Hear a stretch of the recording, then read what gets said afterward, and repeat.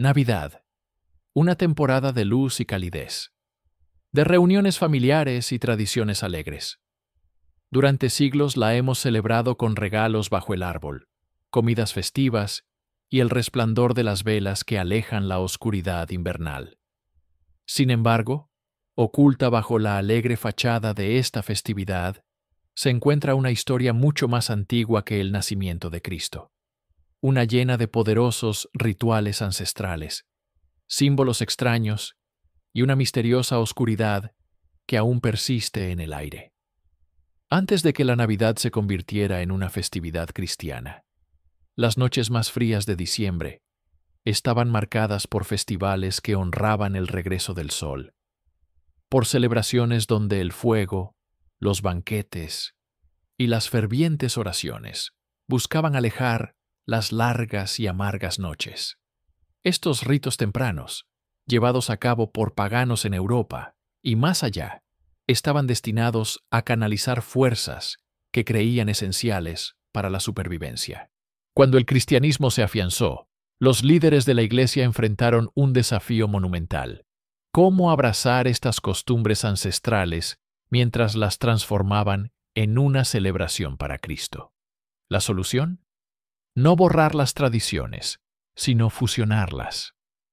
Hacer del 25 de diciembre un día que fuera a la vez familiar y nuevo.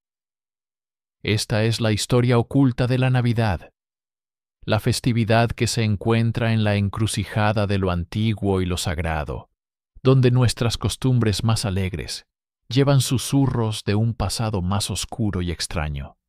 Descubriremos cómo los rituales de antaño aún laten bajo las tradiciones de hoy, cómo los símbolos que una vez sirvieron para proteger y honrar a dioses paganos se convirtieron en parte de la historia cristiana. Esta temporada, únete a nosotros mientras desvelamos las capas de la Navidad y exploramos las raíces sombrías de la festividad que creíamos conocer. La música crece, la música se desvanece, música de piano siniestra. En sus primeros días, el cristianismo era una fe incipiente, un movimiento nacido a la sombra del Imperio Romano. Durante casi 3 siglos, los cristianos adoraban en secreto sus creencias ocultas de un mundo donde los dioses paganos reinaban. Los seguidores se reunían en hogares privados, en catacumbas, susurrando oraciones de devoción a un Salvador, cuyas enseñanzas prometían salvación. Pero en un mundo regido por la ley romana, el cristianismo era visto como una amenaza, un desafío a los dioses y tradiciones que habían anclado a la sociedad durante siglos. Todo cambió en el siglo IV. El emperador romano Constantino, atraído por una visión antes de una batalla decisiva, se convirtió al cristianismo, declarándolo la fe favorecida del imperio. Este acto convirtió a la Iglesia cristiana de un movimiento clandestino en una institución poderosa, una que pronto moldearía el curso de la historia. En el año 380 d.C., el emperador Teodosio fue aún más lejos, haciendo del cristianismo la religión oficial del Imperio Romano y prohibiendo todas las demás formas de culto. Los templos paganos fueron cerrados, los rituales condenados, pero la Iglesia enfrentó un dilema. Las creencias y costumbres paganas estaban profundamente tejidas en la vida de la gente. Borrarlas sería casi imposible.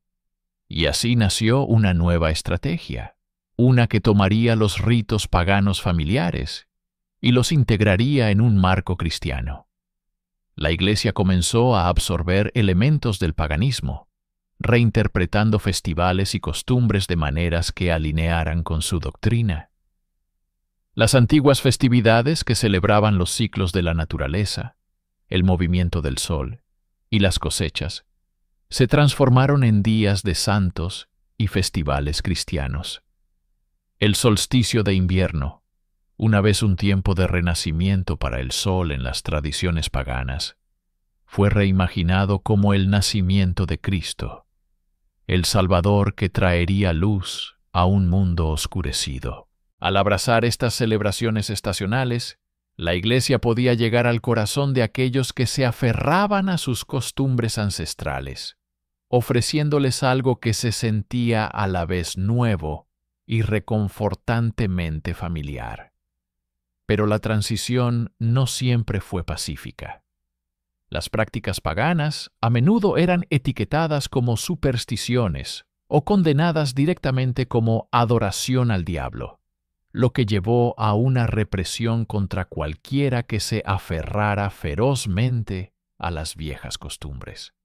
Los templos dedicados a los dioses de Roma y Grecia fueron convertidos en iglesias, sus estatuas y altares desmantelados.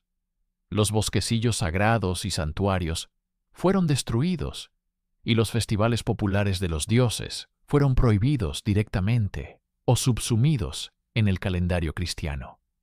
Lo que una vez había sido una celebración del mundo natural y sus ciclos se convirtió en actos de adoración para un solo Dios, remodelados para encajar en las doctrinas de la Iglesia. Esto fue más que una simple conversión de fe. Fue una transformación de la cultura misma. La Iglesia estaba creando una identidad religiosa, unificada, una que pudiera enfrentarse a las creencias fragmentadas del pasado. Sin embargo, en esta búsqueda de unidad, los elementos paganos persistieron, ocultos a plena vista dentro de las nuevas celebraciones.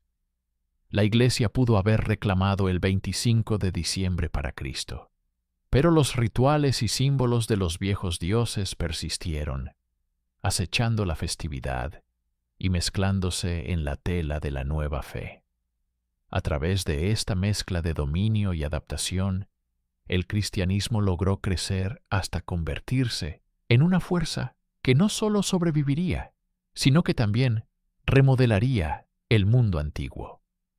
Un festival pagano a la vez, esta fusión sentó las bases para lo que se convertiría en la festividad más celebrada del calendario cristiano. Una festividad que, a pesar de su nueva apariencia, nunca podría sacudirse completamente sus raíces paganas. Música de piano siniestra. El camino de la Iglesia para establecer la Navidad estuvo pavimentado con un enfoque calculado no para borrar, sino para adaptar. Durante siglos, las noches más largas de diciembre habían estado dedicadas a rituales poderosos tejidos en las culturas de Roma y el norte de Europa. El solsticio de invierno tenía un profundo atractivo, marcando la noche más larga del año y el punto de inflexión cuando la oscuridad comenzaba a retroceder. Para los pueblos antiguos, esta no era una fecha ordinaria. Era una promesa de que la luz regresaría, la tierra se descongelaría y la vida, aunque dormida, nunca estaba realmente extinguida. En diferentes tierras, el invierno era una temporada de reverencia y ritual. En Roma, era un tiempo para honrar a Saturno, el dios de la agricultura y el tiempo. Saturno encarnaba tanto la creación como la decadencia, un recordatorio de que la vida era un ciclo de nacimiento, muerte y renacimiento. La Saturnalia, el festival en su honor, se convirtió en una semana de caos alegre, donde las normas sociales se relajaban y las rígidas estructuras de la vida romana daban paso a banquetes, regalos y el espíritu de desorden. La influencia de Saturno iba más allá de la agricultura, representando supervivencia y resiliencia, un mensaje particularmente significativo en las muertes del invierno. Más al norte, las tribus germánicas y nórdicas abordaban el invierno con una intensidad diferente. Para ellos, la supervivencia era más dura y las fuerzas de la estación eran consideradas con asombro y temor. La gente creía que espíritus, ancestros y dioses vagaban libremente durante la oscuridad invernal. Honrar estas fuerzas era esencial para la protección y la misericordia a través de las noches más desoladas. Invocando el renacimiento del sol como un evento tanto natural como sobrenatural. Los fuegos y las reuniones marcaban esta época del año, alejando lo que creían eran fuerzas peligrosas e invisibles acechando en el frío. Para la iglesia temprana, estas creencias profundamente arraigadas presentaban tanto un desafío como una oportunidad. Las tradiciones del solsticio eran una parte inseparable de la vida. Eliminarlas por completo probablemente fallaría. Pero había otro camino. Curiosamente, no había una fecha establecida para el nacimiento de Cristo. Los textos cristianos tempranos no lo mencionan, y durante siglos el nacimiento de Jesús pasó desapercibido en el calendario.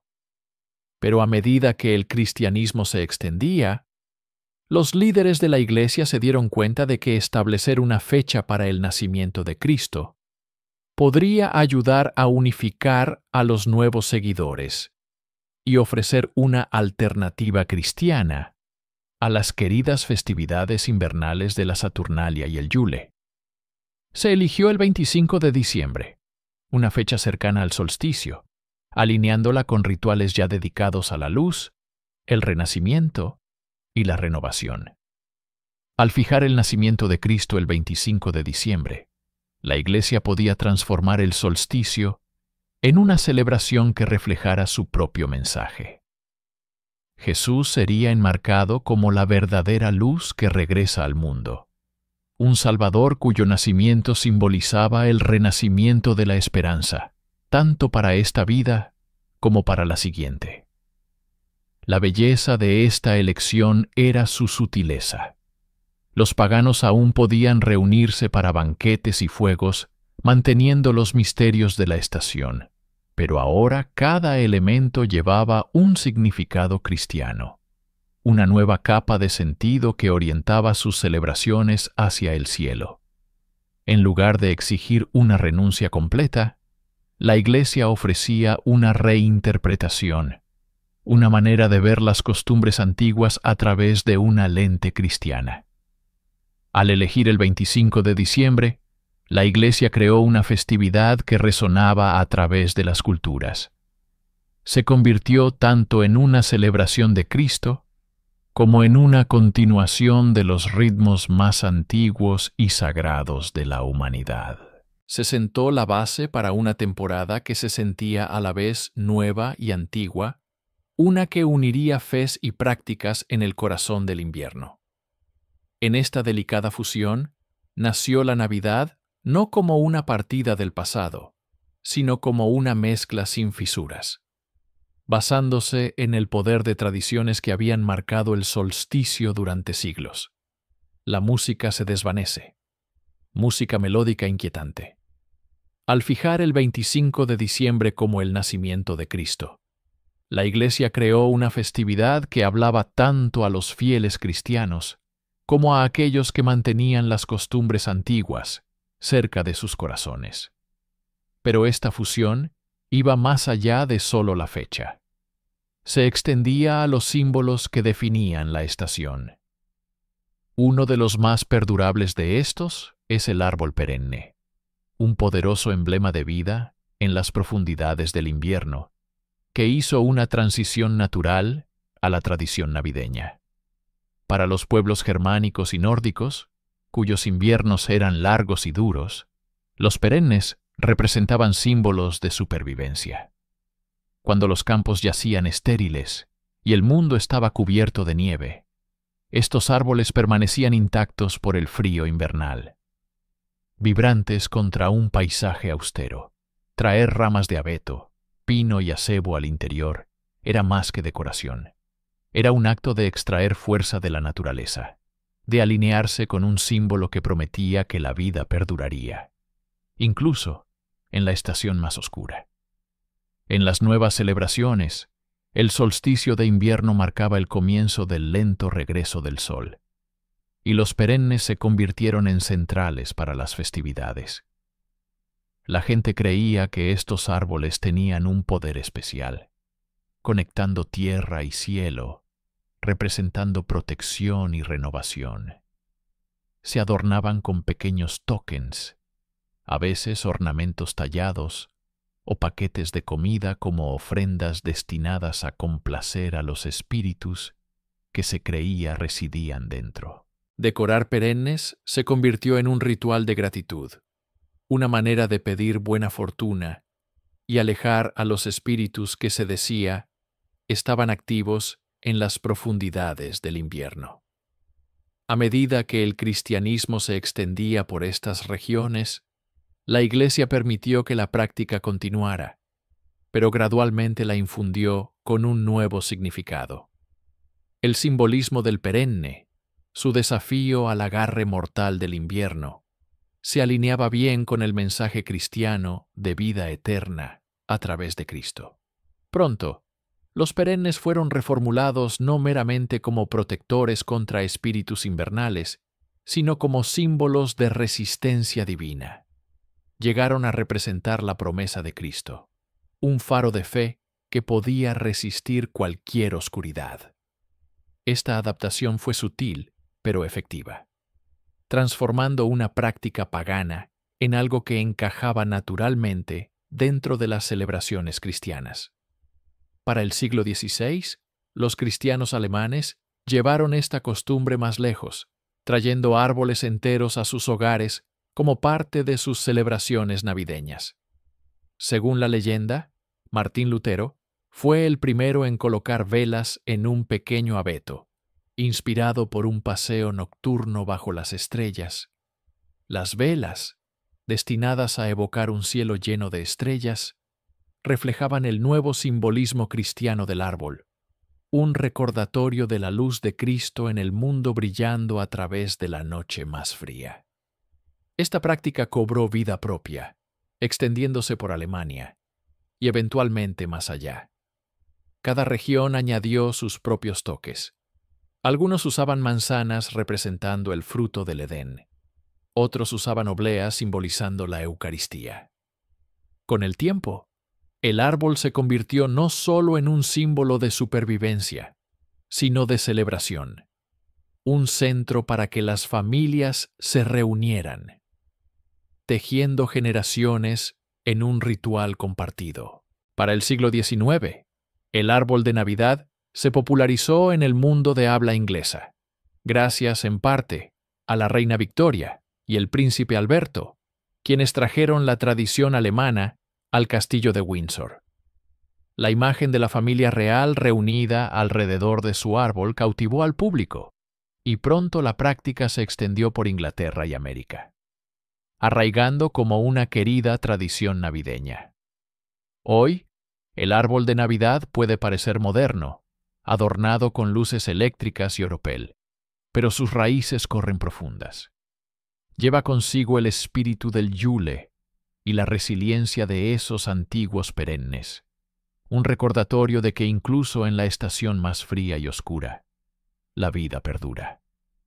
El árbol perenne puede ser el símbolo más reconocible de la Navidad, pero está lejos de ser la única pieza de la naturaleza que encontró su camino en las celebraciones invernales. El acebo, la hiedra y el tronco de Yule, cada uno guarda un legado que precede a la Navidad por siglos. Estos elementos, como el árbol mismo, sirvieron como poderosos símbolos en antiguos rituales paganos, ofreciendo protección y un sentido de continuidad en el corazón del invierno.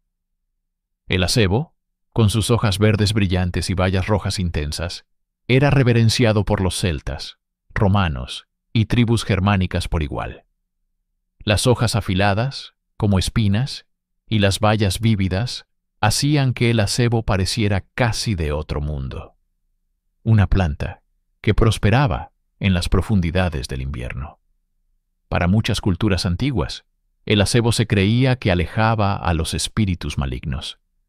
Sus hojas punzantes se veían como una barrera contra fuerzas malévolas, y las bayas, un shock de rojo contra el paisaje invernal, se pensaba que proporcionaban protección espiritual e incluso suerte. En la tradición celta, el acebo estaba ligado al rey Acebo, una deidad que gobernaba la mitad oscura del año, luchando contra el rey roble, que representaba el verano. El acebo a menudo se colocaba alrededor de puertas y ventanas, formando un escudo natural entre el hogar y cualquier peligro que las noches invernales pudieran traer. La hiedra, a menudo emparejada con el acebo en coronas y guirnaldas modernas, llevaba sus propias asociaciones místicas. A diferencia del acebo, la hiedra era una planta que se adhería, envolviéndose fuertemente alrededor de árboles y paredes, perdurando a través de los días más fríos. Los antiguos veían la resiliencia de la hiedra como un símbolo de fidelidad, amistad y fe. Su crecimiento tenaz la convertía en un recordatorio de la persistencia de la vida, incluso en la estación más desolada. Pero el simbolismo de la hiedra era de doble filo. Aunque se asociaba con lealtad y resistencia, también estaba ligada a Baco, el dios romano del vino y el desenfreno. En las celebraciones romanas, la hiedra era un símbolo clave durante la Saturnalia, cuando las normas sociales se invertían y los juerguistas se entregaban a banquetes y vino. La hiedra así llevaba consigo un sentido de las dualidades de la vida: fidelidad y abandono salvaje, resiliencia y liberación.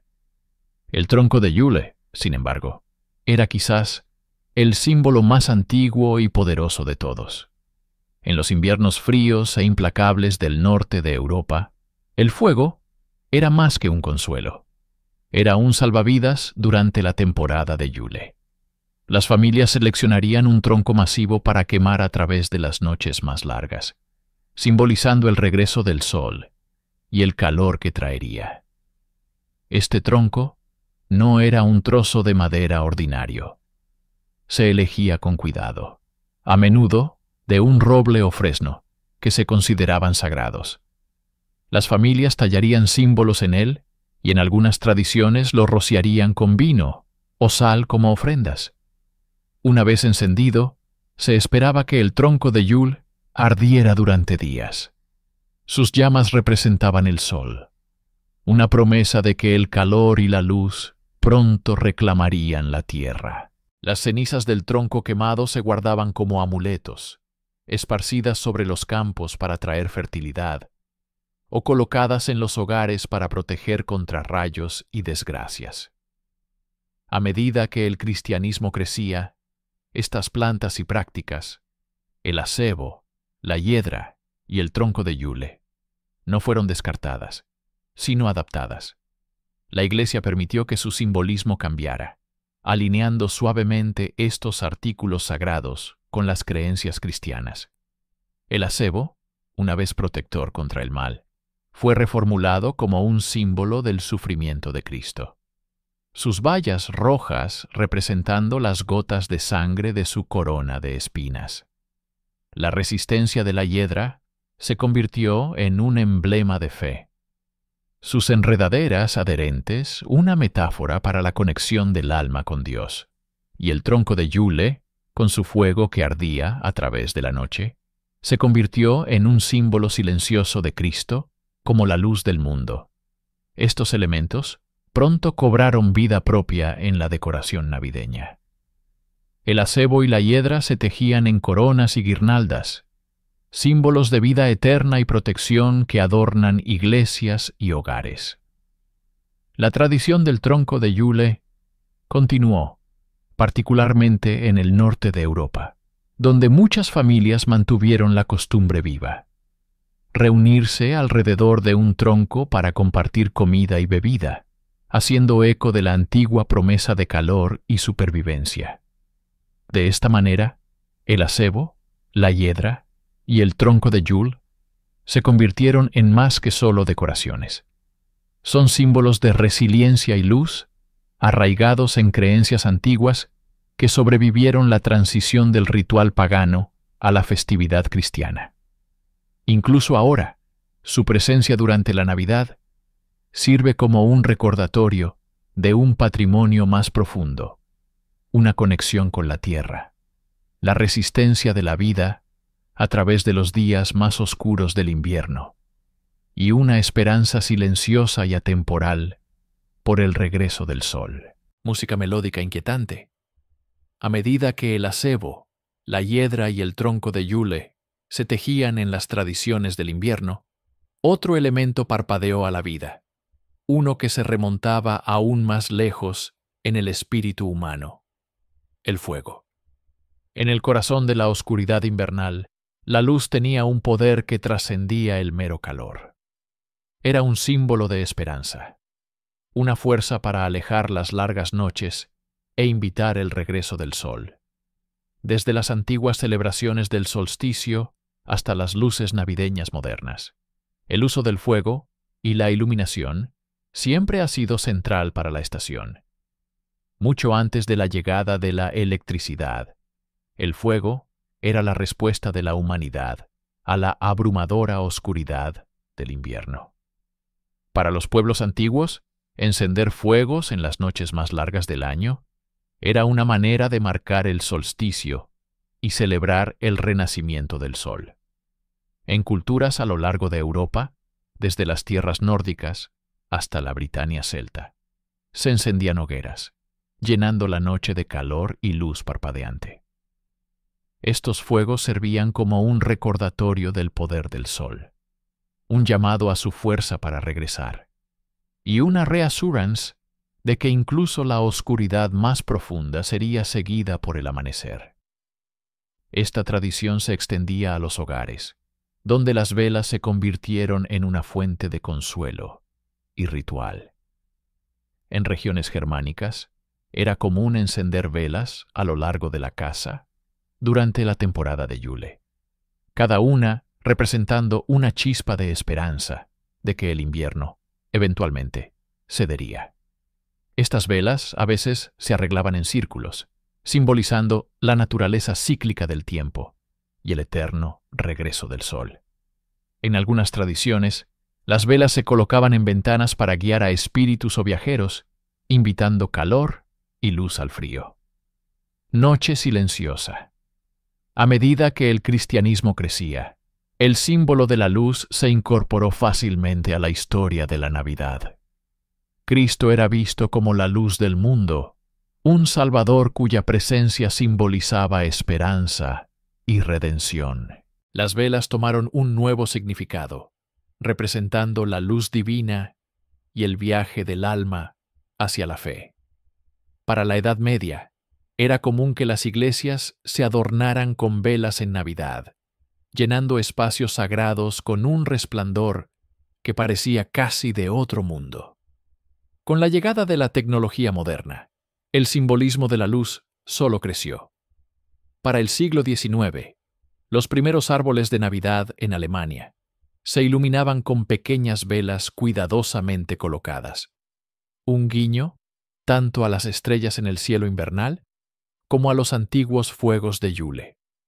Estos árboles iluminados con velas se convirtieron en un punto focal impresionante, mezclando la reverencia pagana por el fuego con el tema cristiano de la luz santa. Con el tiempo, las velas dieron paso a luces eléctricas y árboles.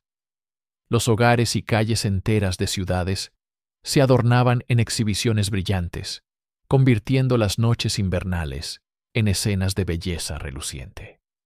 Hoy, las luces de Navidad brillan más que nunca, iluminando más que solo árboles y hogares.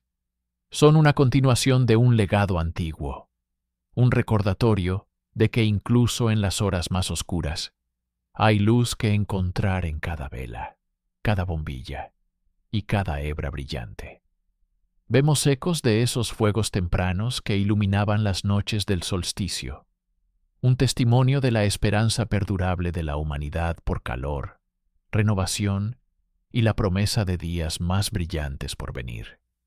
La música se desvanece, música caprichosa, ominosa. Las luces de Navidad pueden guiarnos a través de las noches más oscuras, pero el frío del invierno también trae consigo la presencia de figuras misteriosas que vagan por la estación. El principal entre estos es Papá Noel, una figura alegre amada por los niños, que vuela por la noche para entregar regalos. Sin embargo, los orígenes de Papá Noel son mucho más extraños y complejos que la imagen vestida de rojo que conocemos hoy. Sus raíces se extienden profundamente en el folclore pagano, mezclando santos cristianos, folclore y, quizás lo más intrigante, el antiguo dios nórdico Odín. Mucho antes de Papá Noel estaba Odín, el padre de todos en la mitología nórdica, una figura tanto reverenciada como temida. Odín era un dios de sabiduría, guerra y muerte, pero también era un vagabundo, una figura barbada envuelta en un sombrero de ala ancha o una capucha, a menudo disfrazado mientras se movía por el mundo de los mortales. Durante la temporada de Yule, Odín asumía un rol que guarda una inquietante semejanza con los viajes de medianoche de Papá Noel. Montado en su caballo de 8 patas, Sleipnir, se decía que cabalgaba por el cielo invernal, liderando una procesión de figuras espectrales conocida como la cacería salvaje. Se pensaba que esta procesión barría los pueblos, sus jinetes fantasmales trayendo presagios de fortuna o fatalidad. Los pueblos nórdicos creían que durante Yule, Odín volaría por encima, vigilando a la humanidad. Los niños dejaban ofrendas de paja, zanahorias o golosinas para Sleipnir, esperando ganar el favor y la protección de Odín. A cambio, podría dejar pequeños regalos o bendiciones, marcando una tradición que hace eco hoy en las visitas de Papá Noel y las golosinas dejadas para sus renos. Este rol dual de recompensar a los dignos y castigar a los malvados encontró un hogar en la leyenda en evolución de Papá Noel, un guiño al carácter complejo de Odín, tanto generoso como temible. Con la expansión del cristianismo, elementos de la mitología de Odín se mezclaron con historias de San Nicolás, un obispo cristiano conocido por su generosidad y bondad hacia los niños. San Nicolás nació en el siglo III, en lo que hoy es la Turquía moderna, y sus hazañas legendarias, rescatar niños, entregar regalos secretos y realizar milagros, pronto lo convirtieron en una figura popular en toda Europa.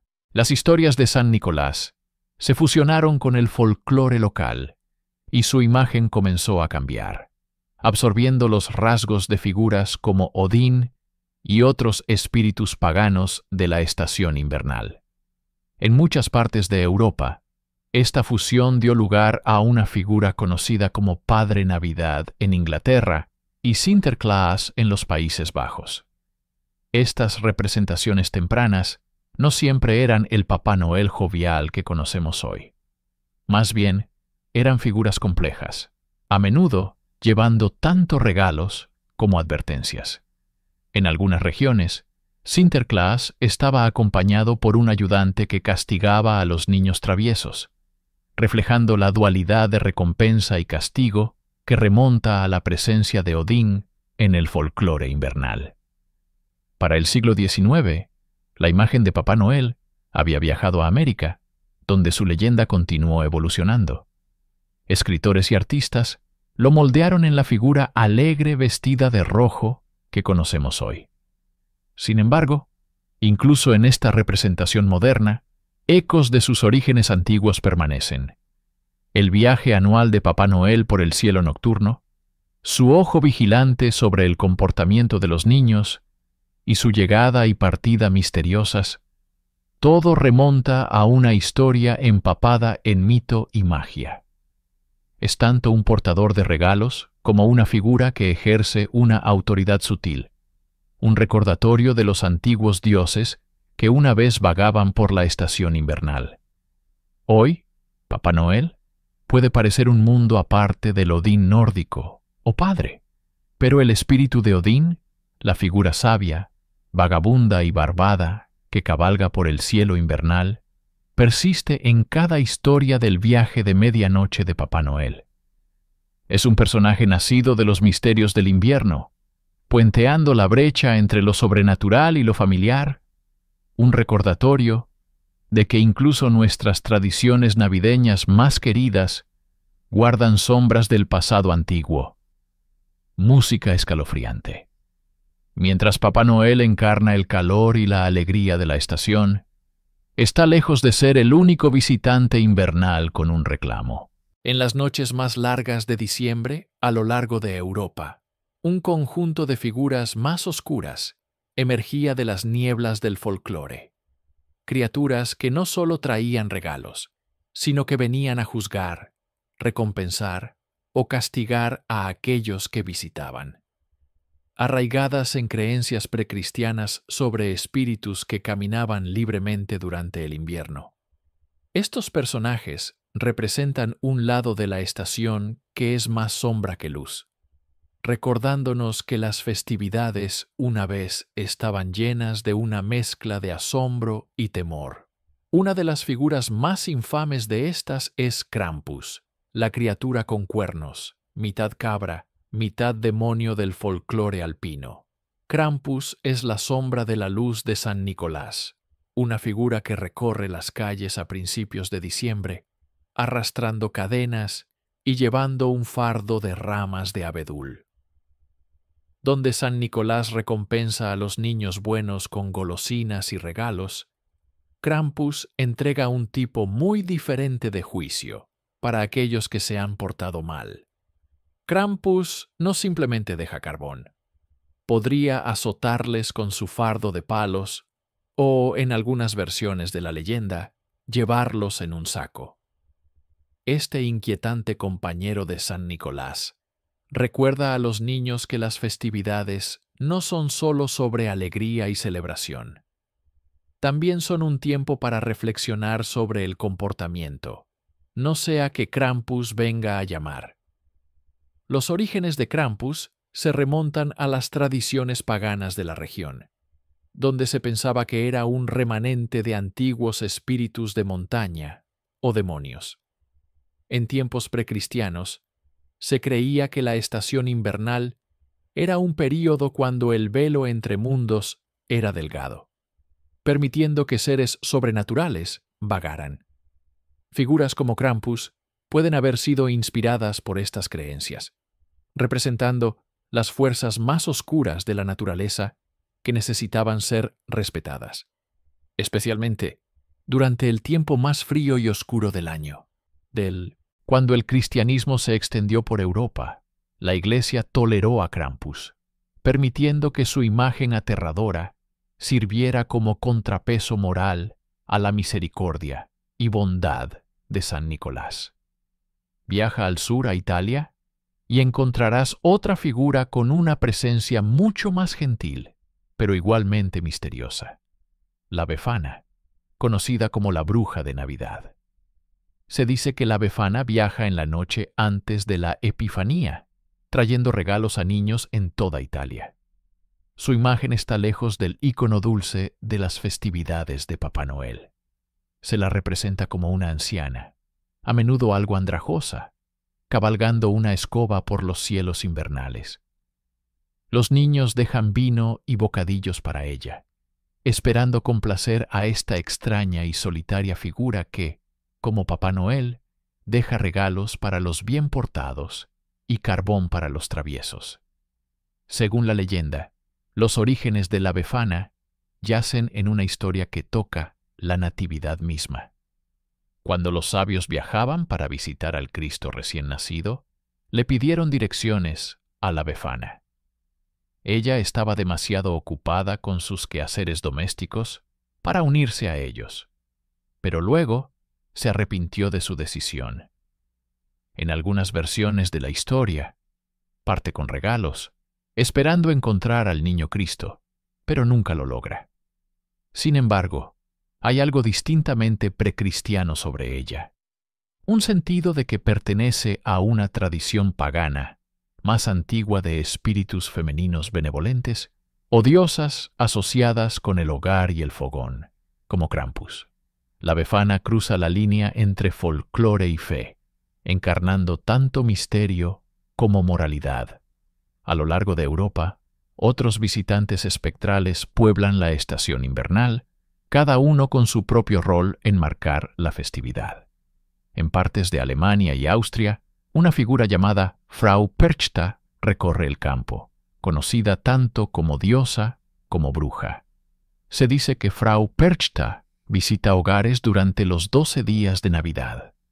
Como Krampus, puede ser tanto generosa como aterradora. Los niños buenos podrían recibir una moneda de plata, pero aquellos que fallan en mantener las tradiciones del hogar, particularmente en el hilado de lana, una antigua tarea invernal, se dice que enfrentan su ira. Es un ser que sirve para mantener las costumbres del invierno, un recordatorio de que la tradición misma tiene un poder sagrado, especialmente durante los días más oscuros del año. Estas figuras, Krampus, la Befana, Frau Perchta, son sombras proyectadas por la luz de la estación. Nos recuerdan una época más antigua cuando el frío del invierno no solo se soportaba, sino que se reverenciaba. Traen un sentido de equilibrio a las celebraciones, encarnando tanto recompensa como castigo, consuelo y temor. Cada una refleja la comprensión antigua de que la estación era un tiempo de juicio, un período cuando lo sobrenatural estaba cerca, y las acciones a lo largo del año volvían para acechar o bendecir a aquellos que quedaban esperando en las silenciosas habitaciones iluminadas por el fuego del invierno. A través de estas figuras, vislumbramos un pasado donde el espíritu de la Navidad llevaba no solo generosidad y alegría, sino también un filo de advertencia, un recordatorio de que la estación, como la noche misma, guardaba misterios que eran tanto maravillosos como oscuros. La música se desvanece, música juguetona ominosa. La temporada navideña es más que solo regalos y decoraciones. Es un tiempo cuando las mesas rebosan de comida y bebida, cuando familias y amigos se reúnen para celebrar con banquetes que hacen eco a través de los siglos. Estas reuniones, llenas de risas, abundancia y un toque de indulgencia, están arraigadas en ritos invernales que preceden largamente a la Navidad.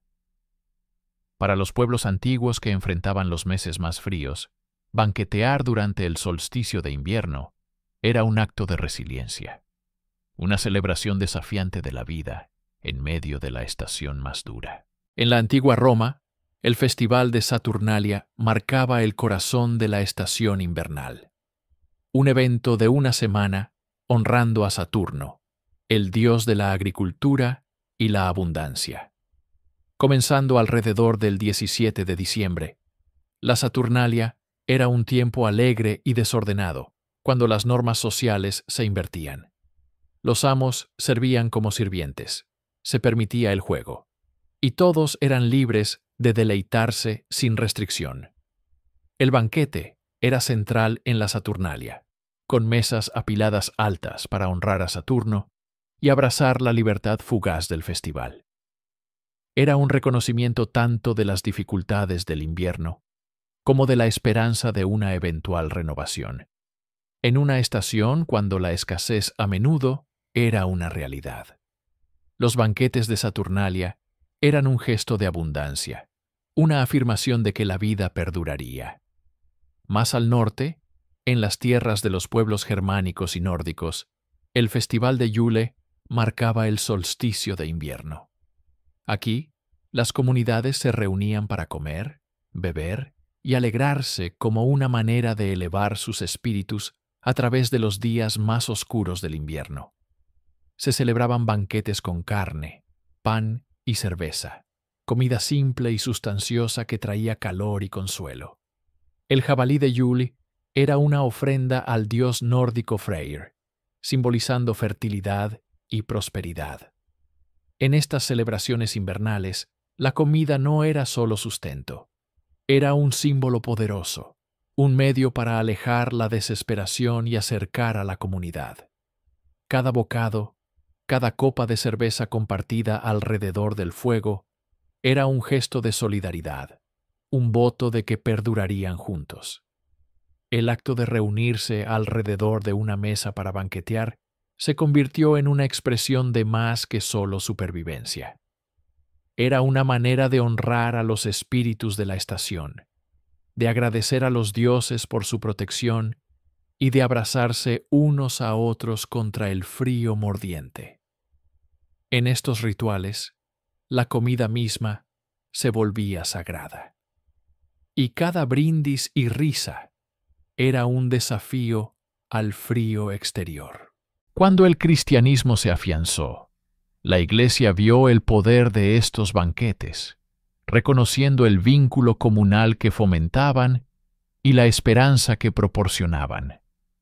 En lugar de prohibir estas reuniones, la Iglesia las transformó, permitiendo que el banquete se convirtiera en parte de la celebración navideña. En vez de honrar a Saturno o dioses nórdicos, el banquete se redirigió para honrar el nacimiento de Cristo. Sin embargo, el espíritu de los banquetes del solsticio perduró. Un sentido de calor, comunidad y abundancia al reunirse contra el frío y celebrar la esperanza de días más brillantes por venir. A lo largo de los siglos, estos antiguos banquetes invernales se transformaron en los banquetes navideños que conocemos hoy, desde los salones de banquetes de la Europa medieval hasta las mesas de comedor de los hogares modernos. Las reuniones navideñas retuvieron ese mismo espíritu de resiliencia y alegría. Tradiciones como el jamón navideño hacen eco del jabalí de Yule de antaño, un guiño a la prosperidad y la abundancia. Los pasteles de frutas, pudines de ciruela, carnes asadas y una variedad de dulces estacionales se han convertido en símbolos de abundancia, llevando adelante el mensaje de que incluso en la estación más oscura hay suficiente comida, suficiente calor, suficiente esperanza. En la Inglaterra victoriana, la comida navideña se convirtió en el pináculo de la celebración navideña. Fue durante esta era que muchos de los alimentos y costumbres que asociamos con el banquete navideño se solidificaron. Carnes asadas, pasteles y pudines tomaron el centro del escenario, y el concepto de una gran comida festiva se extendió a través del Imperio Británico y a América. Un cuento de Navidad de Charles Dickens capturó este espíritu con la humilde pero alegre comida navideña de la familia Cratchit, un recordatorio de que banquetear no se trata de riqueza, sino de unión, un espíritu de gratitud y generosidad que corre profundo. Hoy, estas reuniones, llenas de risas, narración de historias y comida compartida, son mucho más que solo comidas. Son una celebración de supervivencia, un recordatorio de los innumerables inviernos que la humanidad ha soportado, un símbolo de resiliencia y comunidad que se remonta a la Saturnalia y el Yule. Cada plato, cada brindis, cada historia compartida alrededor de la mesa navideña es una conexión con ese legado antiguo, una promesa de que somos más fuertes juntos sin importar la oscuridad más allá de la puerta. En cada banquete, cada vaso que choca, cada mesa abarrotada, el espíritu de la Saturnalia y el Yule perdura. A medida que los banquetes invernales reunían a la gente para compartir abundancia, otro ritual emergió, una tradición arraigada en la buena voluntad y la fortuna. El intercambio de regalos, ahora una parte querida de la Navidad, comenzó como una costumbre antigua de ofrendas a los dioses y espíritus que gobernaban la tierra y la cosecha. En una estación cuando los recursos eran escasos, dar era un acto de fe y un deseo de prosperidad en los meses venideros. A través de las culturas, estas ofrendas simbolizaban más que generosidad. Eran una súplica por protección, una manera de cortejar el favor y asegurar la supervivencia. En la antigua Roma, El festival de Saturnalia veía el intercambio de pequeños regalos entre familia y amigos. A diferencia de los grandes gestos de hoy, estas ofrendas eran tokens modestos. Velas para simbolizar el regreso de la luz, o figurillas de arcilla representando a los dioses que podrían otorgar bendiciones a cambio. Los romanos creían que compartir regalos en honor a Saturno, el dios de la agricultura, invitaba abundancia para el año venidero. Dar, entonces, era una manera de reconocer los ciclos de la naturaleza, un reconocimiento de que lo compartido regresaría multiplicado por 10 cuando la tierra despertara del sueño invernal. Más al norte, el intercambio de regalos encontró otra forma en las celebraciones de Yule de las culturas germanpinas y nórdicas. Durante el solsticio, las familias dejaban ofrendas fuera de sus puertas para los espíritus errantes que creían viajaban durante Yule. Estos regalos, a menudo comida o pequeños tokens, estaban destinados a apaciguar a los espíritus, manteniéndolos satisfechos y a una distancia segura del hogar. Algunas historias dicen que incluso Odín mismo recibía regalos durante Yule, mientras cabalgaba por el cielo con su caballo de 8 patas, Sleipnir. A medida que el cristianismo se extendía, la Iglesia gradualmente adaptó estas costumbres, tejiéndolas en la narrativa del nacimiento de Cristo. La historia de los magos, o 3 sabios trayendo regalos al infante Jesús, se convirtió en una justificación cristiana para dar, un modelo de generosidad para honrar un momento divino. Con el tiempo, este acto de ofrecer regalos se entrelazó con el espíritu de la Navidad, una manera de compartir la bendición del nacimiento de Cristo, dando a otros. Sin embargo, incluso mientras la tradición tomaba un nuevo significado, las raíces de las antiguas ofrendas permanecían, una conexión con las fuerzas de la naturaleza, la suerte y la prosperidad que la gente una vez buscaba en un mundo más oscuro. El villancico habla de estas antiguas costumbres de buscar bendición y protección. En sus formas más tempranas, el villancico no se trataba de tocar puertas para cantar melodías alegres, sino más bien una manera de traer salud y fortuna a las comunidades, cultivos y huertos. La palabra villancico misma proviene del antiguo nórdico wasail, que significa estar bien o en buena salud. Durante los meses invernales, los aldeanos se reunían y se movían de huerto en huerto, cantando bendiciones a los árboles y vertiendo sidra o cerveza sobre sus raíces. Esto era una ofrenda a los espíritus del huerto, una manera de despertar los árboles, ahuyentando cualquier fuerza malévola persistente y alentando una cosecha abundante en el año venidero. Como parte de este ritual, los aldeanos gritaban y hacían ruido para asustar a los espíritus malignos, mientras también cantaban canciones que alababan los árboles. Era una mezcla de reverencia y alboroto, una ceremonia que puenteaba el respeto por la naturaleza con un sentido de alegría y desafío frente al invierno. Estos primeros villancicos creían que sus canciones y ofrendas tenían poder, que sus voces podían moldear las fortunas de la tierra. Con el tiempo, esta costumbre evolucionó, tomando la forma más amigable de villancico puerta a puerta, donde los cantores bendecían hogares en lugar de huertos. Para la Edad Media, el villancico comenzó a shifting hacia la esfera doméstica, donde grupos viajaban de hogar en hogar cantando canciones a cambio de comida y bebida.